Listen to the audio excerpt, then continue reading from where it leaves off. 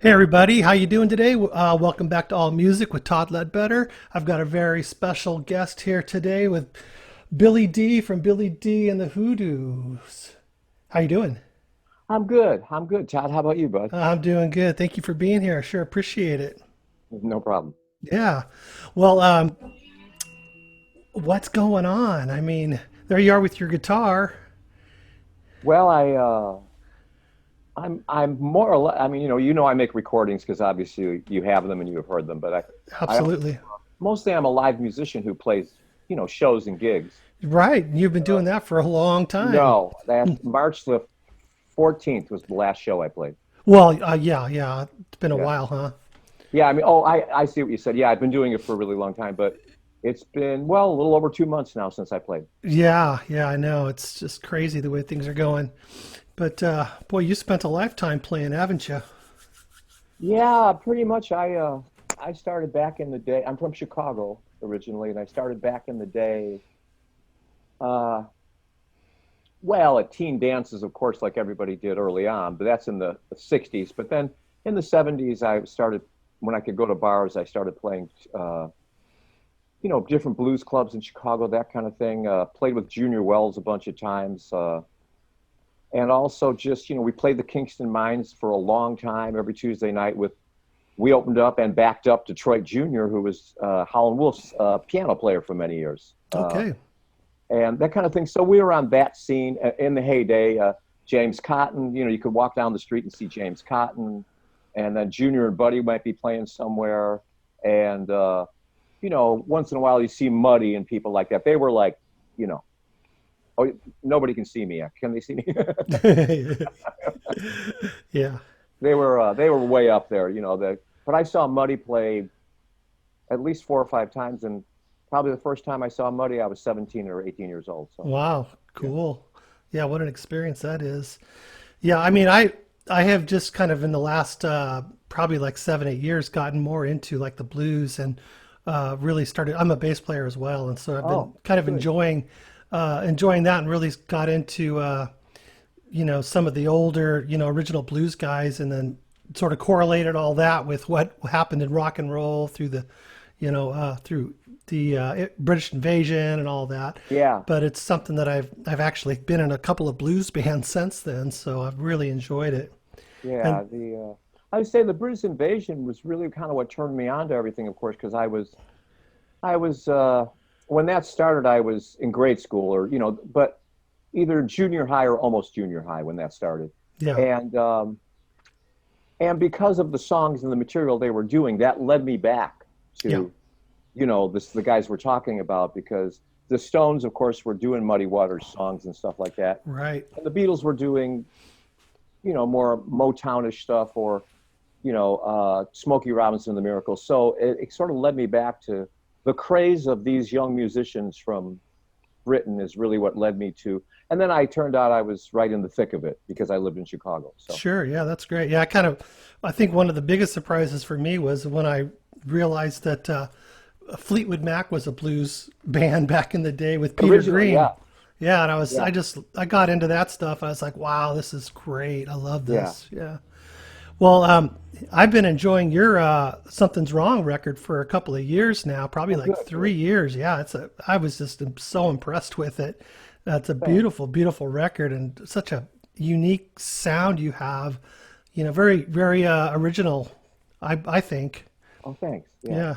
But uh, and then I didn't realize you had another album there, and I've listened to it like 4 times, and it's just as good. It's really a good album. Oh, thanks. Yeah, Thanks. your Overnight Success album. Yeah, yeah, yeah, Great title. yeah. Yeah, super good. Right. So, how was it in Chicago? I mean, when did you leave there? Well, I left Chicago, I want to say 1983. Okay.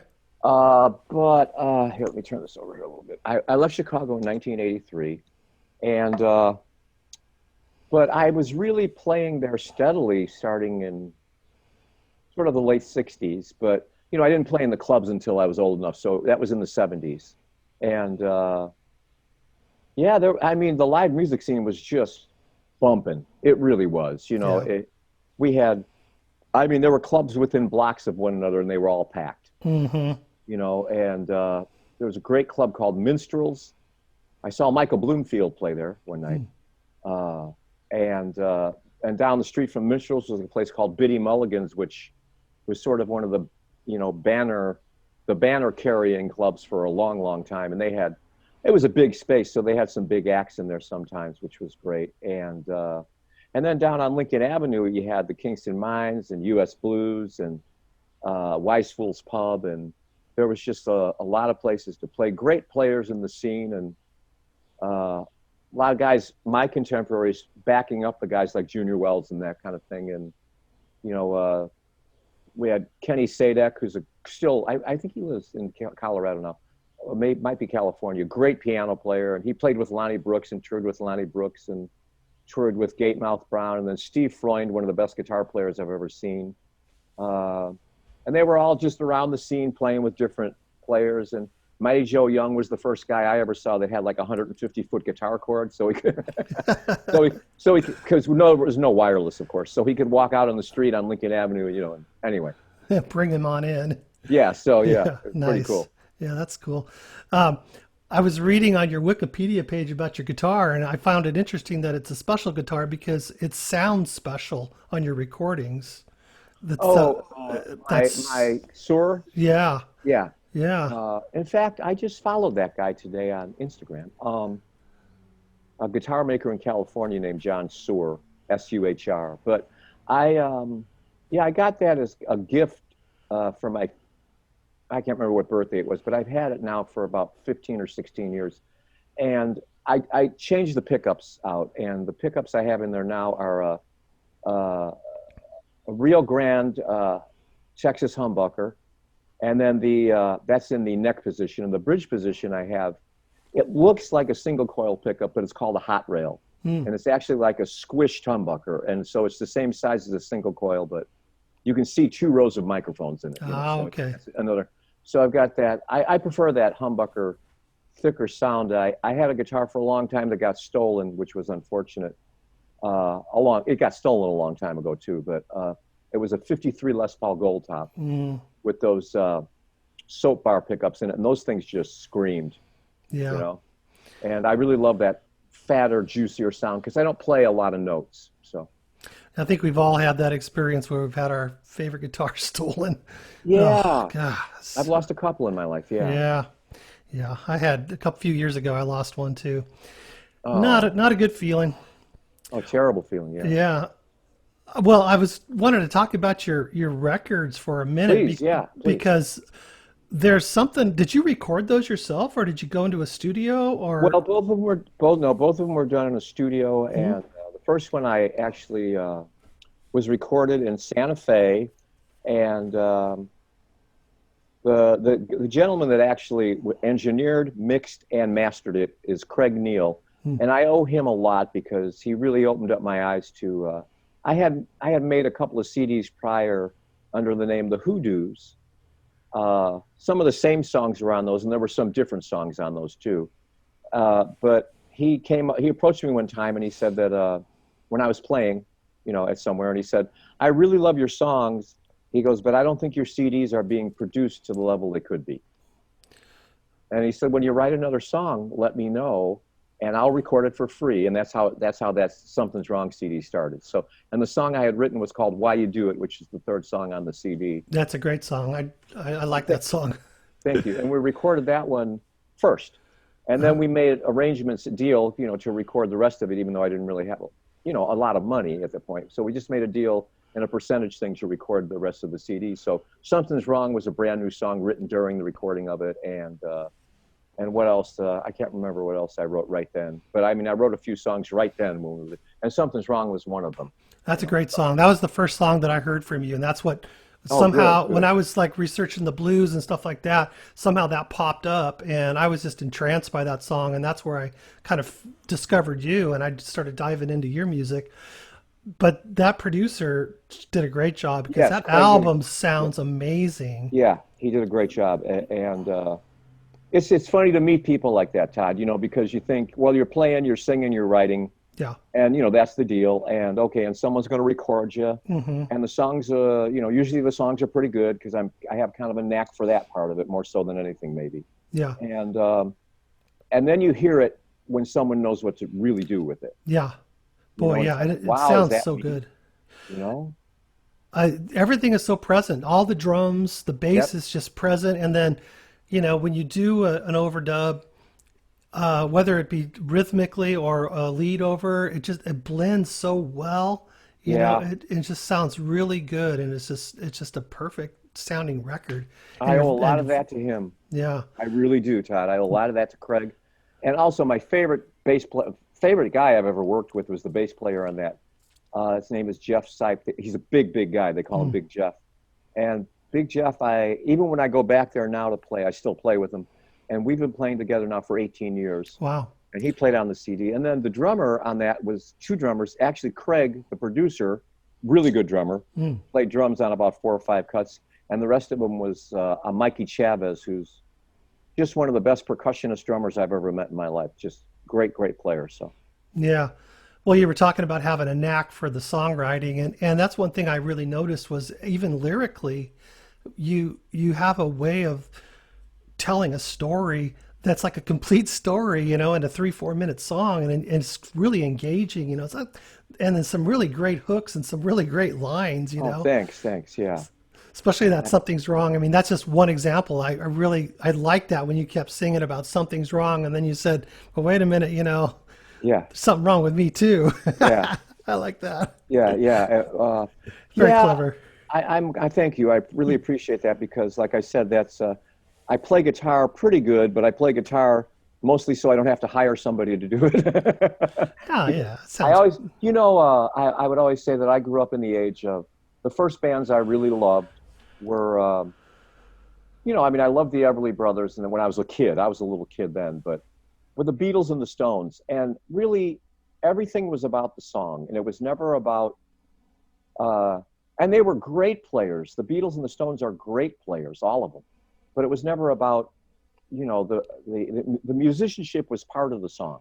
Hmm. The guitar solo was actually another voice in the song. Yeah. It wasn't like the music behind it was a vehicle for the guitar. It was like the guitar was all part of we were honoring the song the whole time. Hmm. Kind of thing. Sure. Yeah, that makes sense. I could Yeah, really hear that, and some of the things like you said, the Beatles and stuff like that, where the guitar lead was part of the song, just another vocal line, almost like. yeah. Yeah. So where are you now? Well, I live in Portland, Oregon, Oh, okay.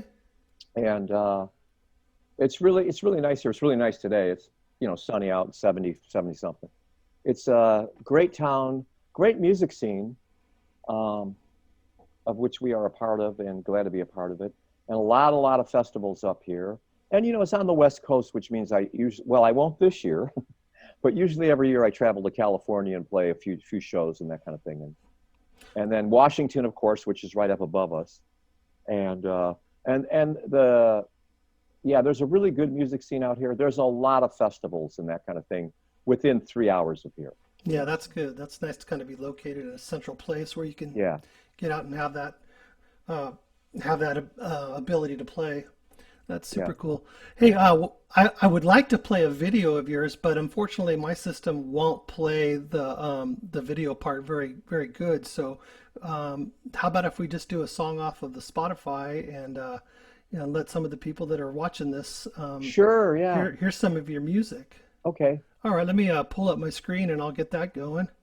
All right. And so we're gonna play something off your first record, and that was 2007. You recorded that? No, we recorded it Oh, 2009, 2009. and Here, it, yeah. it officially came out in 2010, actually. Okay, there you go. Yeah, Yeah. and we'll play Something's Wrong. Okay, thanks. All right, here it goes. Something's wrong in the bed. Oh, well, that was a obviously I was listening to it already. I have to start it from the beginning. Yeah. Let's see. This thing's in my way. Sorry about that. Let's see. How do I get rid of it now? All right, here we go. I'm gonna play Something's Wrong.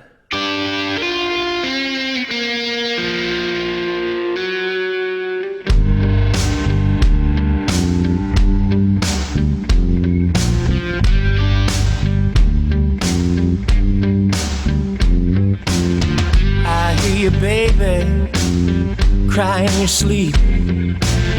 Sound like a secret you might want to keep. I love you, baby, and I know you well. I don't need the story, baby, I can tell something's wrong. Something's wrong with you.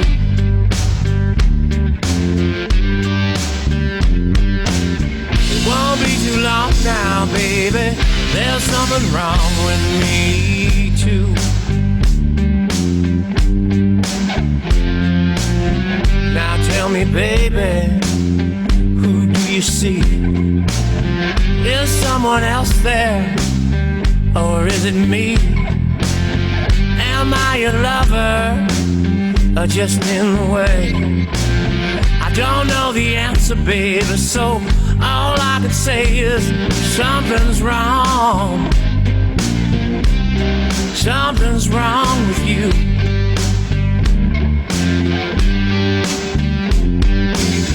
It won't be too long now, baby, there's something wrong with me too.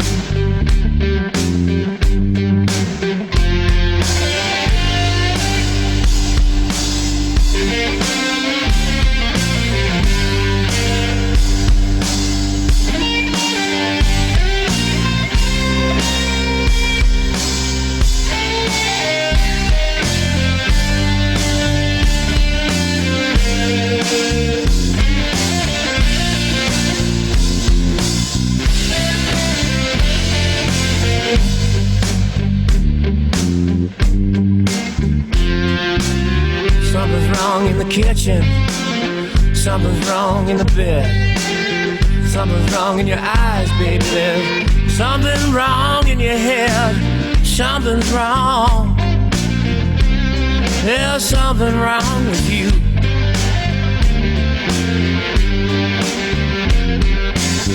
It won't be too long now, baby, there's something wrong with me too.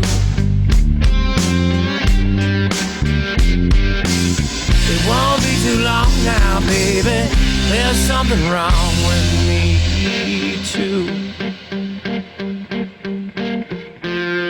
Something's wrong.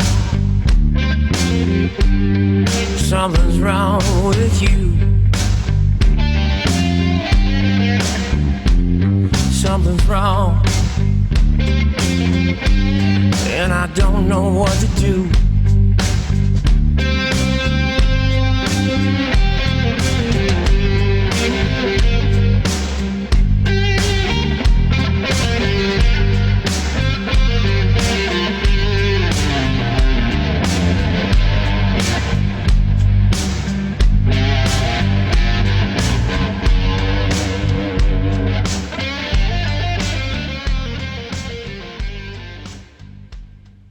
That is an awesome song. Thanks, Todd. Yeah, Thank you, Todd. I really like it. Thanks. Appreciate it. Yeah, from start to finish. It's just got so many elements to it that just really make it shine. Yeah, it's funny because one of the things that caught my attention too was that the band name is the Hoodoos, and there was a point where I was in a band with a couple of really good blues guys in town here where I live. I'm in Ventura, California. Oh, yeah, there's some great players there. Yeah. Tommy, Crooked Eye Tommy lives up there. Tommy Marsh, yeah, he's there, and Randy Rich and Yeah. Ray Jarique. We were playing in a band for about a year called the Hoodoo Hounds, Yeah, cool, cool. Good name. Yes, so it was fun. Yeah, so it was good to play with those guys, but that was kind of one of the reasons why your band caught my attention too. And then when I heard the music, I was just like, wow, this is really great. So, do you got any? You gonna hunker down there in uh, Oregon? Portland, yeah. Or are you Well, gonna go back to yeah, I hope Chicago? I hope that we, I mean, well, I hope that things open up, relatively soon, but I understand that everybody has to be careful, and I get it, and I will honor it, certainly, and so I'm doing okay. I've done a couple of private things Hmm. online on Zoom for, like, a couple of small parties. I grab my acoustic guitar and play some of my songs, kind of thing, and stuff like that. And I'm hoping that I'm trying to write some new stuff that I'm working on, and I think if I'm close to having 3 or 4 of them to done, Hmm. and when I get those 3 or 4 together, I think I'm gonna, go on and do a little bit of maybe a half-hour show and play those new songs, and then play, some of the older ones, like Something's Wrong and She's the One. There's a country song on that CD that you just played. It's called She's the One. A lot of people like it, and do some of my sort of like songs that people really like. I'll do that soon. But other than that, I just hope that it opens up soon for all of us, that everybody can start kind of playing again, you know? Yeah, well, I mean, I hope there's places to play by the time we get opened up. Yeah, yeah. This is That's, really something, Todd. This is really something. yeah, I think it's going to come together, and everything's going to be all right sooner than I think we realize. I hope so. Yeah. Yeah, I'm pretty optimistic about it. I think things are going to start shifting here in the next few weeks, and hopefully people that I know a lot of people places around here have been sort of remodeling, taking this time to, the Good. people that can't afford it, sort of remodeling and revamping and kind of redoing things. But so tell me a little bit about your latest album, though, the one that Overnight the success? yeah, the one you did in 2017. Yeah. Where'd you record that? I recorded that in Portland, Okay. and that was a guy named Steve Sundholm. He did the same. I just go usually with one guy that, it's become the age of, multitasking. And he also engineered, mixed, and mastered the record. And it's different sounding, but it's a nice sounding record. I mean, he did a good job. And, I just wrote some more songs and thought, well, I should do another record. It had been basically 7 or 8 years at that point. And that's how it came about. Yeah. I mean, just write and play and keep playing and writing, kind of thing. How long does it take you to do the record? That one took a few, maybe, I mean, we don't push it. Yeah. I would say, we kind of went on and off. I actually I actually wrote a couple of the tunes, late in the process, but so they weren't written yet, so we had to kind of wait for those.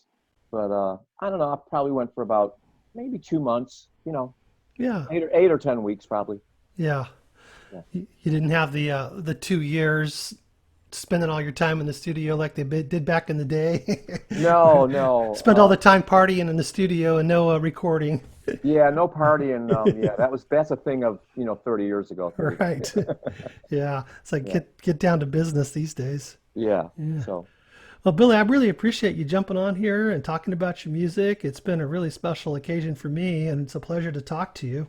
oh, thanks, Todd. Appreciate Yes, it. it's been my pleasure. I want to thank you so much, and it's a pretty new YouTube channel for me. So for someone to come on and be able to give some of their time, it means a lot to me. And I'm working hard on kind of pushing this and getting people to see all the shows that I do. And I'm going to Cool. put yours out there so people can take a look at it and Well, maybe send me a link, Todd, I and I will will. promote. I have we have quite a few people on our Facebook page. We really do. Sure. Like 5 or 6 thousand or something. I can't remember, but I'll put it out there, and hopefully, people will get more hip to you. Yeah, yeah. Well, I hope people get hip to you. That's my main purpose is to put the spotlight on the musicians. That's what I'm here Oh, to do. cool. So it's not really about me. I mean, I want it to grow so more people can see you guys. Oh, good, good, good. That's the point Thanks. of it. Yeah, Yeah. Well, thanks again for showing up you and bet. being here and just talking. And it was a really good conversation. And I love your music. I'm a huge fan. And Oh, thank you. of course, yeah. And Hey, say hi to Tommy when you see him, would you? I will. I think he's interested in doing the show too, so I hope to Good. get him on board pretty quick. And when you're in California, I'm going to definitely come and see you. Oh, cool. Thanks, Todd. That'd be great. Absolutely. All right. Well, thank you so much, Billy. It was a pleasure. All right. I appreciate it, buddy. You take care. Yeah, you too. Bye bye. Okay. Bye. All right, so that was Billy Desmond from Billy D and the Hoodoos. What a great interview. What a nice guy he was. Really appreciate him coming on. We got more interviews coming. Tomorrow I've got Jeff Kaiser is going to be on, and looking forward to that. And also want to encourage you to check out the links to Billy Desmond's music. I'm going to put them down in the description, so go ahead and click on those and show him some love there. And maybe even pick up some of his music. That would be really awesome if you did that. Also, if you're interested in supporting this channel, All Music with Todd Ledbetter, there's some links down in the description as well where you can do that as well. I want to thank you guys for listening and participating in the channel, and we will catch you next time.